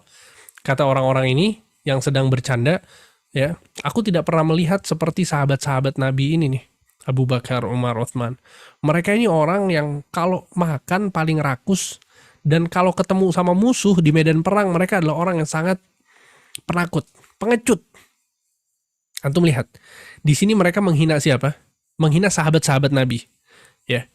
Tapi ayat yang turun adalah kata Allah Subhanahu wa taala, wa in sa'altahum la yaquluna innama kunna nakhudhu wa nal'ab. Kalau engkau bertanya kepada mereka wahai Muhammad, mereka akan mengatakan sesungguhnya kami hanya bermain dan bercanda. Ya, ternyata mereka benar mengatakan demikian. Kami hanya bermain dan bercanda wahai Rasul. Rasul SAW marah besar. Kemudian Allah mengatakan tentang mereka, "Qul," katakanlah wahai Muhammad, "abillahi wa ayatihi wa rasulihi kuntum tastahzi'un?" Apakah Allah, ayat-ayatnya dan Rasulnya kalian jadikan sebagai bahan bercanda? La ta'tadhiru qad kafartum ba'da imanikum. Jangan kalian beralasan lagi, sungguh kalian telah kafir setelah keimanan kalian. Antum lihat, padahal mereka menghinanya siapa? Menghinanya sahabat Nabi. Tapi konteks ayatnya adalah, apakah kalian menjadikan Allah, ayat-ayatnya, Rasulnya sebagai bahan candaan? Nggak ada sahabat di ayat ini. Padahal secara spesifik orang ini menghinanya sahabat, tapi sahabatnya nggak disebut. Apa maksudnya? Maksudnya penghinaan kepada sahabat, itu berarti penghinaan kepada Allah, Rasul, dan ayat-ayatnya. Paham antum ya? Jadi ayat ini bukan cuma secara letterlek hanya turun kepada orang yang menghina Allah, Rasul, dan ayat-ayatnya. Jadi apapun yang dihina, kalau berkaitan dengan agama Islam, itu masuk ke dalam hukum ini. Ya sehingga antum bisa bayangkan betapa leganya hati seseorang ya ketika dia dicaci, dimaki, ternyata bukan dia yang dicaci dan dimaki, tapi Allah dan Rasul yang dicaci dan dimaki. Berarti yang dia yakini selama ini itu adalah apa yang diperintahkan oleh Allah dan Rasulnya. Sehingga maksudnya adalah bahwa seseorang yang kemudian dihina, dicaci ya karena penampilannya misalnya, karena keislaman yang dia bawa, karena dakwah yang dia usung, maka dia nggak perlu khawatir, nggak perlu berkecil hati, karena pada hakikatnya dia sedang membawa ajaran dari Allah Subhanahu wa Ta'ala dan Rasulullah SAW. Sehingga ini adalah 5 sikap yang Allah Subhanahu wa Ta'ala perintahkan Nabi Muhammad SAW untuk bersikap terhadap cacian dan makian dari orang-orang kafir Quraisy. Ya, mungkin hanya itu yang bisa disampaikan. Insya Allah pada pertemuan yang akan datang kita akan sebutkan bagaimana nasib para sahabat Nabi. Ya, kita secara spesifik di sini bercerita tentang Nabi Muhammad SAW, apa yang dilakukan oleh orang-orang Quraisy kepada Rasul SAW. Lantas apa yang dilakukan oleh orang-orang Quraisy kepada sahabat-sahabat Nabi? Ya, seperti apa nasib mereka? Itu akan kita bahas pada pertemuan yang akan datang insyaallah taala. Wassallallahu ala nabiyina Muhammad wa ala alihi wa sahbihi ajma'in. Subhanakallahumma bihamdik asyhadu an la ilaha illa anta astaghfiruka wa atubu ilaik. Barakallahu fikum. Saya kembalikan kepada host Al-Akh Rama. Barakallahu fikum.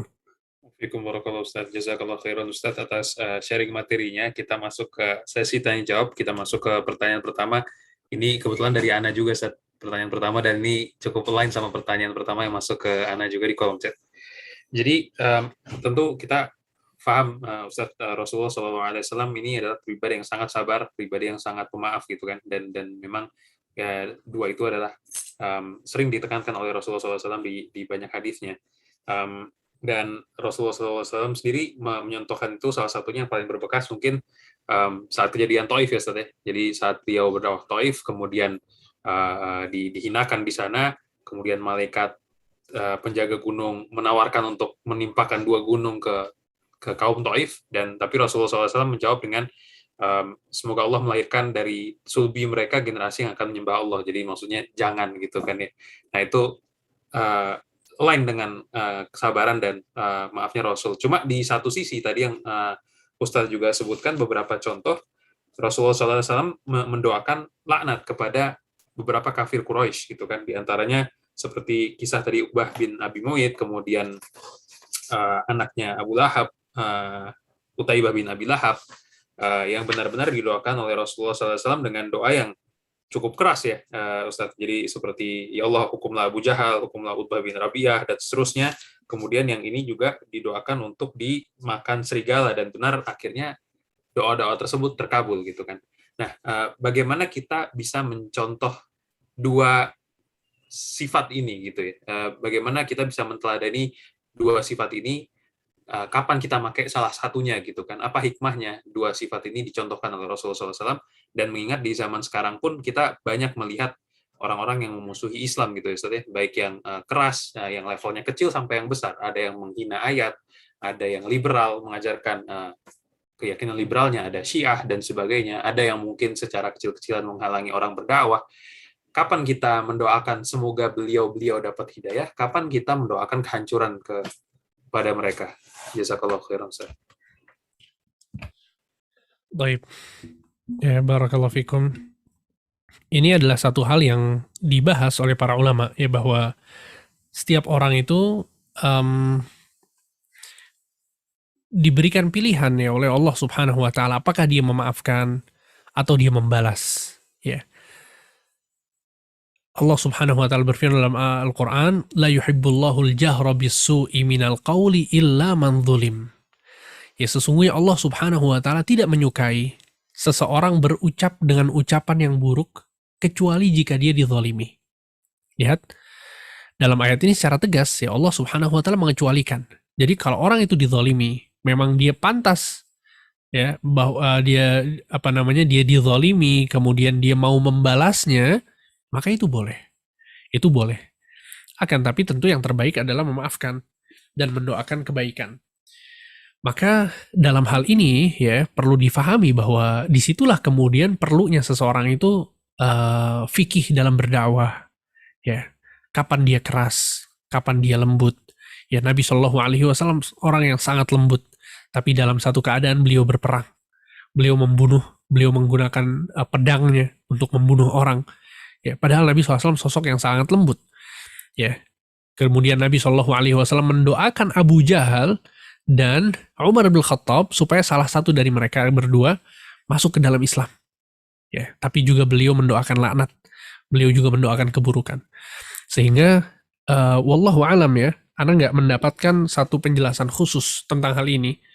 Ya, kapan didoakan keburukan, kemudian kapan doakan kebaikan. Akan tapi intinya adalah kalau kemudian seseorang itu merasa bahwa sudah keterlaluan, misalnya seseorang yang memberikan keburukan yang banyak kepada kaum muslimin, ya, sehingga kaum muslimin banyak disusahkan oleh orang ini. Apalagi kalau orang tersebut sudah membunuh banyak kaum muslimin misalnya, yang seperti ini pantas untuk didoakan keburukan. Ya, agar kemudian kaum muslimin bisa istirahat dari keburukan orang tersebut. Sehingga maksudnya adalah, wallahu alam ya, Anda nggak mendapatkan satu penjelasan khusus sampai saat ini tentang hal tersebut, akan tapi intinya, sebagaimana Sa'ad bin Abi Waqqas, ya, Anda ingat satu cerita juga, Sa'ad bin Abi Waqqas itu dihabisi oleh seseorang ketika beliau menjabat sebagai gubernur di Irak. Ya. Ketika dia menjadi gubernur di Irak, ada seseorang yang mencaci maki Sa'ad bin Abi Waqqas. Orang ini menuduh Sa'ad bin Abi Waqqas dengan tuduhan-tuduhan yang keji, bahwa dia korupsi, bahwa dia mengambil harta rakyat, dan seterusnya. Kemudian Sa'ad bin Abi Waqqas pun mengangkat kedua tangannya dan mendoakan orang tersebut. Ya, Allahumma atil alaihi umrah wa sallithu bifitnatin nisa'u kama qala. Ya Allah, panjangkan umur orang ini, berikan kepadanya kemiskinan, kefakiran, dan juga liputi orang ini dengan fitnah. Ternyata orang ini dalam keadaan sudah tua, dia nggak bisa cari ma'isyah, nggak bisa cari uang, ya, sehingga yang dia lakukan adalah minta-minta di pasar karena sangat fakir, dalam keadaan sudah tua, dan dia nggak bisa melihat wanita. Setiap melihat wanita, dia mau megang wanita tersebut. Ya, setiap megang wanita dipukulin sama orang-orang pasar. Terus begitu kehidupannya. Dia pun mengatakan, ya, dalam satu ketika dia mengatakan, asobatni da'watu Sa'ad. Sesungguhnya aku telah tertimpa doa dari Sa'ad bin Abi Waqqas. Ya, sehingga maksudnya adalah, ya, ini yang dilakukan oleh sebagian sahabat juga gitu ya, bahwa ternyata kalau memang sudah keterlaluan, ya, dibolehkan seorang itu mendoakan keburukan. Ya kan, tapi sekali lagi Anda belum mendapatkan penjelasan ya, apakah ada kriteria khusus ya seperti itu, wallahu a'lam. Barakallahu fikum. Jazakallahu khairan Ustaz atas jawabannya. Kita masuk ke pertanyaan berikutnya dari kolom chat. Mungkin sebelum itu Ana cek waktu antum Ustaz. Ini udah jam 9:10 antum. Bagaimana? Tafadhol. 10 menit lagi boleh. Baik, jazakallahu khairan. Ada berapa pertanyaan? Ini kayaknya 3 atau 4 Ustaz yang udah masuk Ustaz. Taib. Ya. Taib. Pertanyaan berikutnya, sejauh mana kami sebagai penuntut ilmu berkewajiban untuk berdakwah?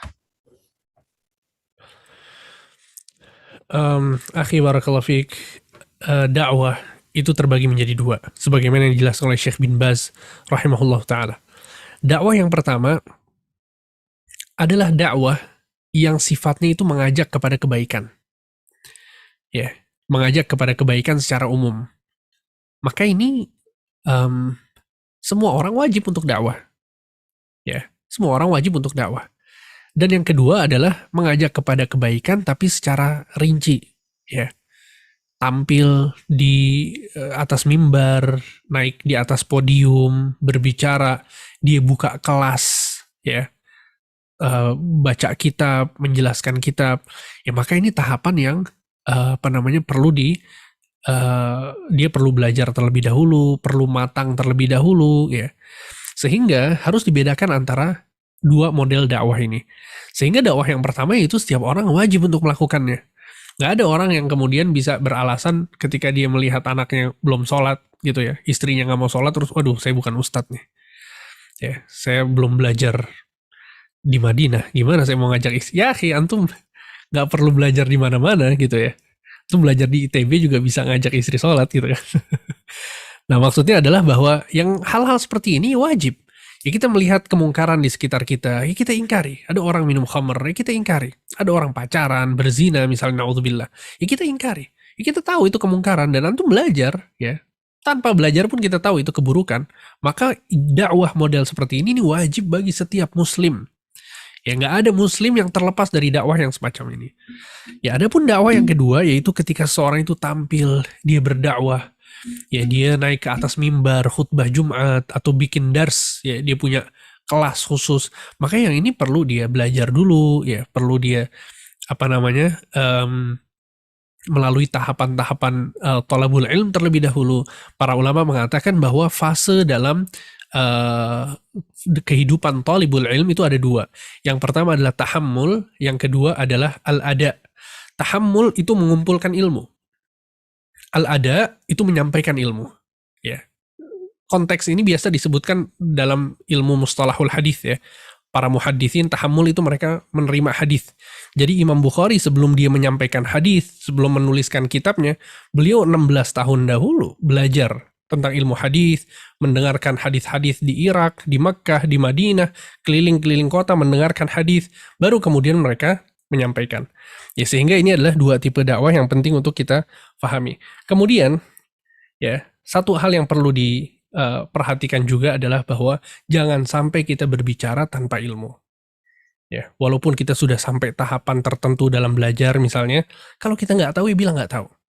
Ya, Nabi Allah Subhanahu wa taala berfirman, "Wala taqfu ma laysa laka bihi ilm, inna sam'a wal basara wal fuada kullu ulaika kana anhu mas'ula."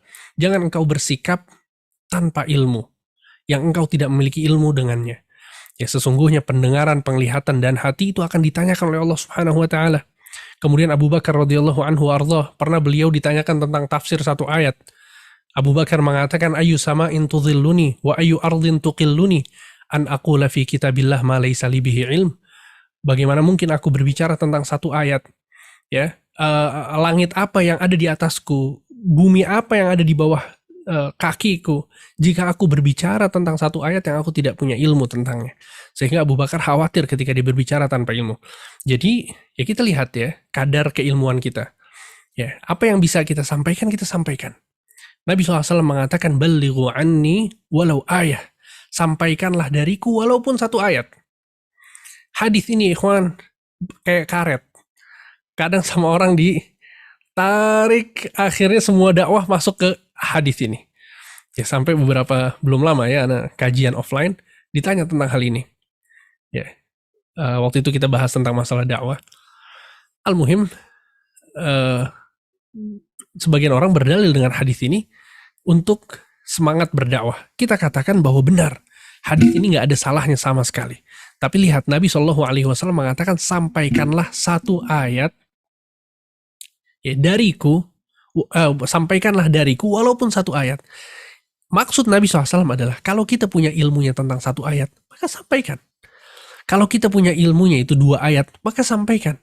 Jangan kita tahunya cuma satu ayat, tapi kemudian kita naik mimbar, ya, keliling kota, keliling negara, pindah benua ke benua yang lain. Ya, kalau kita punya satu ayat, apa yang kita mau sampaikan? Ya, sehingga maksudnya adalah bahwa kita harus sadar diri juga. Ya, apa yang bisa kita sampaikan, kita sampaikan. Dan jangan sampai kita juga malas berdakwah gara-gara takut salah. Ini juga jangan ya, ikhwan. Ya, jadi kita harus balance juga.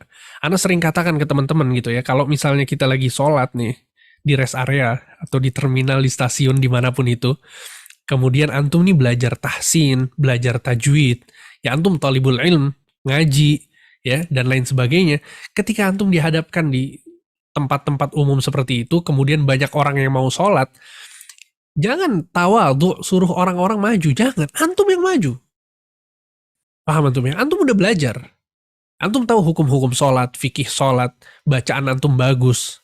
Ya, maju, nggak masalah. Sebagian orang, waduh, ana masih talibul ilm, ana masih, ya akhirnya yang maju orang yang al-fatihahnya berantakan. Ya sehingga kita harus balance, ya. Jangan juga kita terlalu takut akhirnya yang maju adalah orang yang tidak berilmu, gitu ya. Dan jangan juga kita terlalu berlebihan akhirnya berbicara pada hal-hal yang kita tidak ketahui. Seperti itu, wallahu a'lam. Jazakallah khairan Ustaz atas jawabannya, mudah-mudahan kita semangat berdakwah semampunya ya. Toib, kita melanjutkan ke pertanyaan berikutnya. Apakah cara mendakwahi istri dan keluarga cukup dengan mengajarkan syariat tanpa harus memastikan dilaksanakan? Apakah jika sudah mengajarkan maka lepas kewajiban sebagai kepala keluarga? Wah, tentu enggak ya, akhi. Anak istri ini apa ya? Berbeda ya dengan kita dakwah kayak begini ya lewat Zoom. Mungkin antum kalau dakwah ke orang lain ya yang penting disampaikan, antum nggak tahu orang-orang ini ngerjain apa yang antum lakukan atau enggak. Gitu kan, itu terbatas karena wewenang kita terbatas sama orang lain. Ya kita nggak bisa ngajak tetangga kita sampai kita liatin sholatnya dan lain sebagainya. Cuman kalau anak istri ini, ya akhirnya antum dakwahnya sedetail mungkin. Dia udah ngerjain apa belum, apa bacaan sholatnya, pas mau tidur zikirnya apa, keluar rumah zikirnya apa, itu harus ditanyain. Ya, jadi disitulah kemudian kewajiban seorang suami ya. Ketika Allah Subhanahu wa taala berfirman dalam surat Tahrim ayat 6, ya ayyuhalladzina amanu qu anfusakum wa ahlikum nara. Wahai orang-orang yang beriman, jagalah diri kalian dan keluarga kalian dari api neraka. Kata Ali bin Abi Thalib tentang ayat ini, allimuhum wa addibuhum. Ajarkan mereka ilmu dan ajarkan mereka adab. Bayangkan, ilmu sama adab dipisah di sini. Kenapa? Karena terkadang ilmu itu teori, tapi adab itu perbuatan. Ya kita harus kawal bener nih keluarga kita ya kawan. Ya jangan sampai dia keluar pakai hijab yang nggak sempurna. Kalau dia istri kita punya anak perempuan, kita ajarin bagaimana dia bersikap sama laki-laki yang bukan mahram. Ya kalau dia laki-laki, kita ajarkan gimana dia jadi laki-laki, gimana dia bergaul sama teman-temannya, kita ajarkan. Ya sehingga maksudnya adalah bahwa justru ya ketika dakwahnya adalah di keluarga, terkhusus anak dan istri ya, maka wewenang kita full di mereka dan mereka wajib taat kepada kita. Ya tentu dengan ketaatan yang terikat dengan ketaatan Allah dan Rasulnya. Seperti itu, wallahu a'lam. Baik, jazakallah khairan Ustaz. Pertanyaan terakhir dan alhamdulillah pas 10 menit kayaknya. Ini beliau ingin bertanya mengenai dalil yang tadi sempat disebut untuk poin 4 sikap yang harus dilakukan yang tadi Ustaz sarikan ya, mengenai tidak balik mencaci ketika kita dicaci. Dalilnya surat apa tadi Ustaz? Dalilnya adalah surat Al-Hijr ayat 94. Ya. Ketika Allah Subhanahu wa taala berfirman, fasda' bima tu'mar. Ya, lakukanlah apa yang engkau diperintahkan. Wa a'rid 'anil musyrikin, dan jangan hiraukan orang-orang musyrikin. Ya, jangan hiraukan orang-orang musyrikin, berpalinglah dari orang-orang musyrikin. Jadi ketika orang musyrikin di sini menghina, mencaci, ya kita berpaling, kita jangan ikut-ikutan sama mereka. Ya, seperti itu. Wallahu a'lam. Baik, jazakallah khairan Ustaz atas jawabannya dan tampaknya itu menjadi pertanyaan terakhir pada malam hari ini. Mungkin dari antum ada 1-2 poin kesimpulan sebelum kita menutup. Taib, ikhwani wa akhwati fiddin rahimani wa rahimakumullahu jami'an. Ya, semoga apa yang kita pelajari tadi bisa menjadi pelajaran penting bagi kita ya dalam kehidupan kita sehari-hari. Ya ternyata memang menjalankan agama, mendakwahkan agama ini nggak mudah. Ya, mendakwahkan agama ini nggak mudah. Pasti ada orang yang suka, ya. Kemudian ada orang juga yang nggak suka. Nabi Shallallahu Alaihi Wasallam dicaci, dimaki seperti itu, ya. Ternyata di situ ada Abu Bakar, di situ ada Khadijah, di situ ada Utsman, ada Ali bin Abi Thalib, ada orang-orang hebat juga di sekitar Nabi SAW. Ya kemudian nanti kita akan ceritakan juga bagaimana, insya Allah pada pekan depan nih nggak kalah seru. Ya kita akan ceritakan bagaimana para sahabat itu ditindas, dicaci, dimaki, disiksa karena mereka betul-betul megang agama yang mereka yakini gitu ya. Sampai kemudian ada seorang sahabat, nanti akan kita sebutkan secara rinci, ada seorang sahabat yang seakan nggak sabar. Dia bertanya kepada Rasulullah, "Wahai Rasulullah, sampai kapan kita harus seperti ini? Kita dicaci, dimaki, dihina, direndahkan oleh orang, bahkan disiksa oleh orang-orang. Sampai kapan seperti ini?"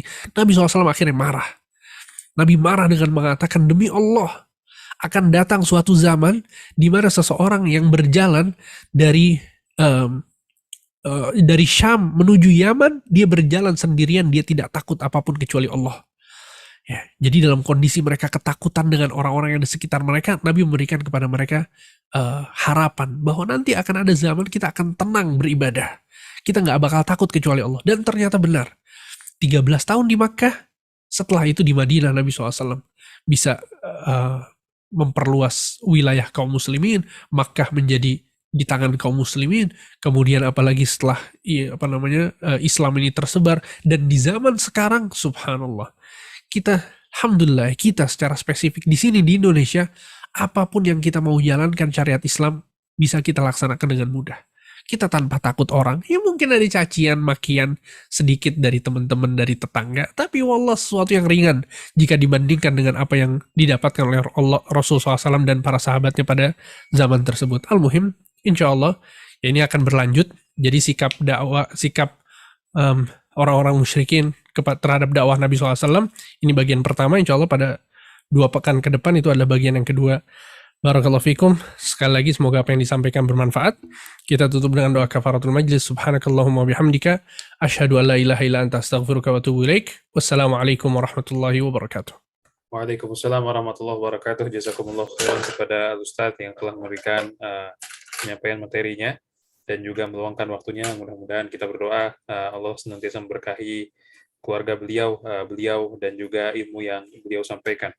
Baik, kepada rekan-rekan, jazakumullah khairan atas waktunya, dan kita mohon maaf jika ada pelaksanaan yang kurang berkenan. Insya Allah kita bertemu lagi di Kamis depan untuk melanjutkan kajian Tauhid kita, dan untuk kajian Sirah Nabawiyah insya Allah kita bertemu lagi di 2 minggu lagi di hari Jumat yang sama. Sallallahu ala nabiyina Muhammad wa ala alihi wa sahbihi ajma'in. Assalamualaikum warahmatullahi wabarakatuh.